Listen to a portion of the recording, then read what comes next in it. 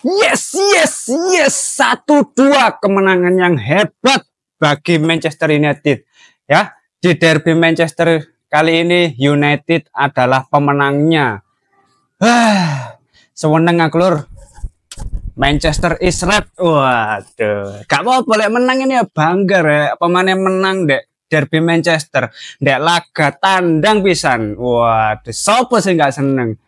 Yes, kemenangan yang sangat dramatis bagi Manchester United, luar biasa teman-teman. Comeback is real pokoknya. MU tok salawase. Wah. Halo dulur, selamat datang di Medu United, channel fans MU paling netral. Menang dipuji, kalah dibully. Hari ini kita akan merayakan kemenangan dengan sangat bangga, dengan penuh kebahagiaan untuk 1 minggu ke depan. Karena Manchester United meraih kemenangan yang sangat dramatis di laga derby Manchester. Waduh, kalau teman-teman lihat pertandingannya tadi, wah sangat seru ya. Karena kedua tim ini masing-masing ingin menciptakan peluang sebanyak mungkin. Kedua tim saling menyerang. Hanya saja untuk finishing di kedua tim masih cukup kesulitan. Terbukti selama 90 menit tidak banyak peluang yang tercipta dari Manchester United, terutama di babak pertama. Tidak ada shot on target, hanya 3 shot yang ya asal nge-shoot ya. Maksudku nggak banyak peluang yang tercipta. Dan itu terbukti di babak pertama Manchester United masih mengalami kebuntuan di lini serang. Baru di babak kedua terlihat lebih ada peluang yang tercipta. Terus akhirnya di menit-menit akhir ya, menjelang 10 menit di babak kedua, itu Manchester United bisa comeback atas Manchester City. Waduh, aku sampai seweneng pokoknya. Bahkan kalau teman-teman melihat live reaction bersama Medu United tadi, full babak pertama itu gojlok-gojlokan tok, wadah arek wis.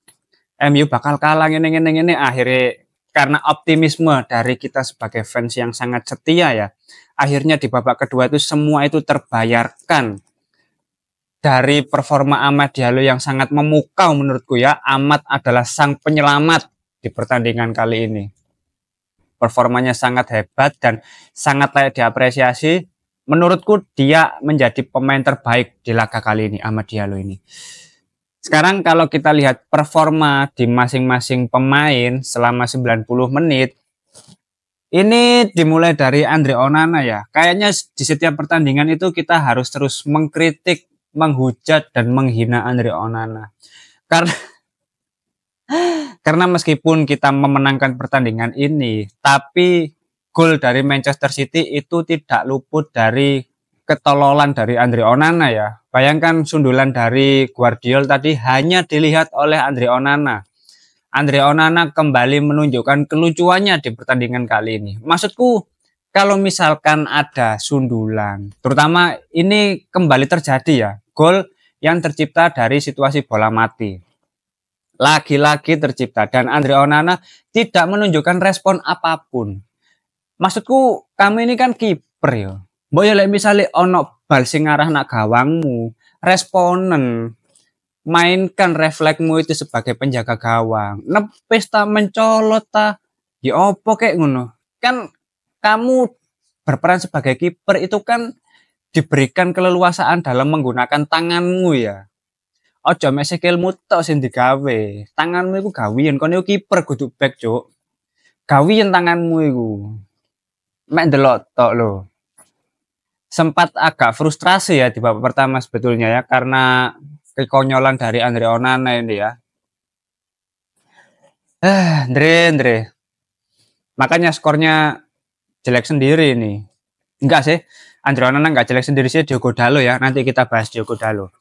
Selanjutnya kalau kita lihat di lini pertahanan, Matthijs de Ligt, Harry Maguire, dan Lisandro Martinez menurutku cukup solid. Dan itu terbukti lini serang Manchester City sangat kesulitan dalam menciptakan peluang, dalam melakukan shoot di dalam kotak penalti terutama. Sangat solid menurutku di pertandingan kali ini. Dan Harry Maguire tidak ada blunder, bahkan dia sangat nyaman ya, sangat fokus dan ya ketiga pemain di lini pertahanan sangat layak diapresiasi. Selanjutnya kalau kita lihat di lini tengah dari dua gelandang tengah ini Bruno Fernandes dan Manuel Ugarte menurutku juga tampil bagus di pertandingan kali ini. Bruno Fernandes memberikan kontribusi 1 gol lewat tendangan penalti. Nocer Mazraoui seperti biasa tampil konsisten. Manuel Ugarte pun demikian. Hanya Diogo Dalot yang tampil paling buruk di pertandingan kali ini. Bahkan dari babak pertama ya dia main full selama 90 menit tapi dia tidak memberikan kontribusi apapun. Memang benar-benar dark system Diogo Dalot ini. Dari awal pertandingannya sisi kiri itu selalu mengalami kebuntuan. Karena apa? Ya karena Diogo Dalot tidak bisa memberikan kontribusi apa-apa gitu loh. Sampai ya wis lah gak usah bahas Diogo Dalot. Pokoknya intinya dia main elek wis. Taek pokoknya Diogo Dalot iki wis jual lah ya mending. Dia menang apa ya?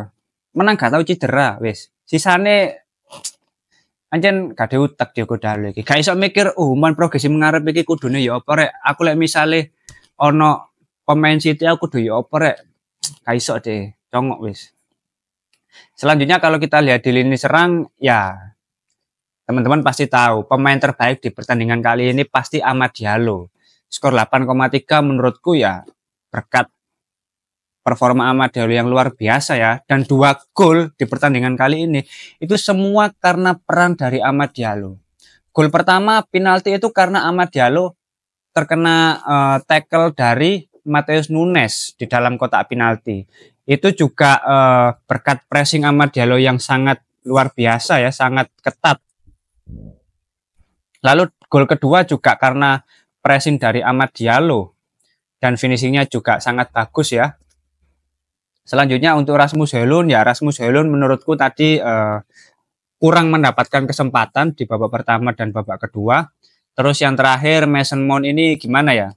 Kalau kita lihat sebetulnya di sisi kiri tadi itu sudah cukup bagus karena ada Mason Mount, tapi di menit ke-13 dia sudah harus usai dari derby Manchester ini karena ada indikasi cedera yang dialami oleh Mason Mount. Dari sini menurutku kita sudah harus bisa menilai ya bahwa Mason Mount ini cukup terbukti dan cukup valid kalau dikatakan dia salah satu pembelian yang gagal di era Ten Hag karena bukan dari performa yang cukup buruk tapi karena riwayat cederanya yang tak kunjung usai. Sangat sedih mengingat Mason Mount dibeli dengan harga yang cukup mahal dan gajinya pun ya lumayan di Manchester United, tapi ya kalau bisa dijual sih. Dan di menit ke-13 akhirnya dia digantikan oleh Kobbie Mainoo. Selama 90 menit ya dia tampil cukup bagus Kobbie Mainoo. Lalu kalau kita lihat para pemain lain yang menjadi pengganti di babak kedua seperti Anthony, Joshua Zirkzee, Leny Yoro, dan Victor Lindelof. Ya tampil bagus enggak, ya standar lah. Ya sewajarnya pemain pengganti ya di babak kedua ya. Minimal para pemain yang masuk sebagai pemain pengganti ini tidak melakukan blunder yang konyol gitu loh. Tidak melakukan individual error sampai pertandingan usai gitu loh. Selanjutnya kalau kita lihat secara statistik memang secara keseluruhan dari sisi penguasaan bola nggak berbeda jauh antara Manchester City dan Manchester United. Kalau kita lihat dari sisi Manchester United ini ada total 10 shot yang ditembakkan ke gawang Manchester City dengan 3 yang on target dan 2 bisa dikonversi menjadi gol. Hal itu baru bisa tercipta di babak kedua karena di babak pertama murni Manchester United benar-benar buntu ya. Hanya 3 shot dari Manchester United dan 0 yang on target. Itu menunjukkan bahwa lini serang benar-benar mengalami kebuntuan, benar-benar mengalami kesulitan untuk mencari celah di lini pertahanan Manchester City. Dan di pertandingan tadi menurutku cukup tinggi ya intensitas dari masing-masing tim terlihat. Cukup banyak tackle di pertandingan kali ini terutama dari Manchester United ada 24 tackle dan 1 kartu kuning masing-masing tim. Itu kartu kuning yang diberikan kepada Rasmus Højlund dan Kyle Walker. Karena drama ya Walker ini ya ternyata ya. Dia yang melakukan pelanggaran, Rasmus Højlund tidak terima. Akhirnya dia diving cuk, goblok cuk, Walker iki cuk. Drama cuk, kon kapten cuk, kakean drama cuk. Ngalah-ngalahi Bruno tibake.